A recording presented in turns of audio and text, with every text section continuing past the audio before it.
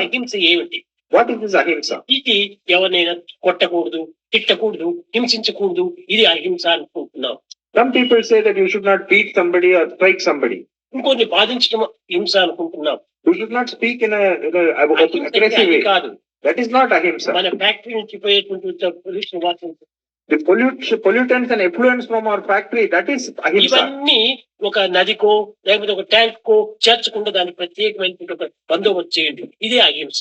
You must treat these effluents to prevent pollution of the lake and the river. Public ఏ విధమైనటువంటి యొక్క బాధలు కలగకుండా చూసుకోవాలి. We should not create any troubles for the public. ఈ water పోయి అక్కడ చేరడం చేత అనేక మంది జబ్బులు రావచ్చు.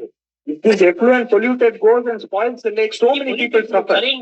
అరేంజ్మెంట్ చేస్తే ఇదే నీవు అహింసలో పాల్గొన్నవాడు. You must control your effluents and treat them properly. ఈ విధంగా మన వ్యాపారం అందుకొని ఎన్నో రకమైనటువంటి యొక్క మార్గాన్ని అనుసరించి మన దేశానికి, సమాజానికి, ప్రజలకు ఎంతో మనం ఉన్నత స్థాయిని అభివృద్ధి చేయొచ్చు.